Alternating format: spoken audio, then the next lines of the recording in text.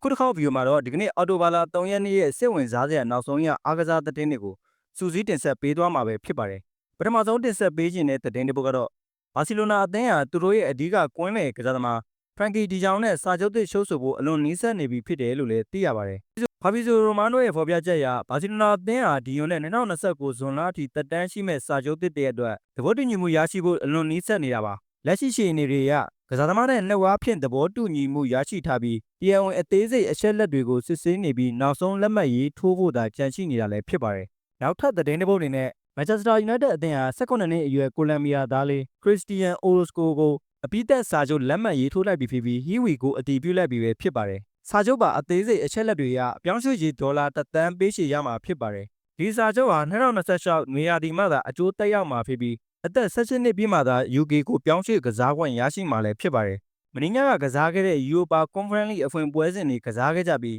ခရစ္စတယ်ပဲလေအသင်းဟာအဝေးကွင်းမှာဒိုင်နာမိုကီအသင်းကို2-9ဂိုးမရှိဆိုတဲ့ရလဒ်နဲ့အနိုင်ရရှိပြီးဒီယာဒီပုံစံကောင်းတွေကိုဆက်လက်ထိန်းသိမ်းသွားနိုင်ခဲ့ပါတယ်။ Europa League ပွဲစဉ်တွေမှာတော့အက်စတိုမီလာအသင်းဟာနိုင်ပွဲဆက်ခဲ့ပြီးနော်တင်ဟမ်ဘော်ရိုအသင်းကတော့2ပွဲဆက်နိုင်ပွဲပြောက်ခဲ့ပါတယ်။ရိုမာအသင်းကလည်းလိုင်လီအသင်းကိုအိမ်ကွင်းမှာ2ဂိုးမရှိဆိုနဲ့ရှုံးနိမ့်ခဲ့ပြီးပွဲချိန်အတွင်းမှာပင်နယ်တီရရှိခဲ့ပေမဲ့ဂိုးဖြစ်ပြောင်းလဲနိုင်ခဲ့ခြင်းမရှိတာဖြစ်ပါတယ်။ ရီယယ်ဘက်တစ်ဂျန်ဘွိုင်းနဲ့စပိုတင်ဘရာဂါအသင်းတို့ဟာအဝေးကွင်းမှာနိုင်ပွဲကိုစီရရှိခဲ့ပြီးနိုင်ယုံအသင်းကလည်းအိမ်ကွင်းမှာဆဲဘက်အသင်းကို2ဂိုးမရှိဆိုတဲ့ရလဒ်နဲ့အနိုင်ရရှိသွားခဲ့ပါတယ်။ပေါ်တိုအသင်းကတော့ရက်စတာအသင်းကိုအိမ်ကွင်းမှာ2ဂိုး1ဂိုးနဲ့အနိုင်ရရှိခဲ့ပြီးပွဲစဉ်နှစ်အပြီးမှာတော့ပေါ်တိုလိုင်းလီလန်ယွန်အက်စတိုမီလာအပါအဝင်အသင်း9သင်းဟာရမှတ်ရှောင်းမှတ်အပြည့်နဲ့အမှတ်ပေးစရာကိုဦးဆောင်ထားနိုင်ခဲ့တာတွေ့ရပါတယ်။ရီယယ်မက်ဒရစ်အသင်းရဲ့တိုက်စစ်ကစားသမားကင်လီယန်အမ်ဘပေဟာချန်ပီယံလိပွဲစဉ်နှစ်ရဲ့အကောင်းဆုံးကစားသမားဖြစ်ရွေးချယ်ခံခဲ့ရတယ်လို့လည်းနောက်ဆုံး report တွေကသိရပါတယ်။ဂါလာတာဆာရေးအသင်းနဲ့ပွဲစဉ်မှာဒဏ်ရာရရှိခဲ့တဲ့လီဗာပူးအသင်းရဲ့ဂိုးသမားအလီဆင်ဖက်ကာဟာအနည်းဆုံး1 လလောက်အနားယူရနိုင်ပြီး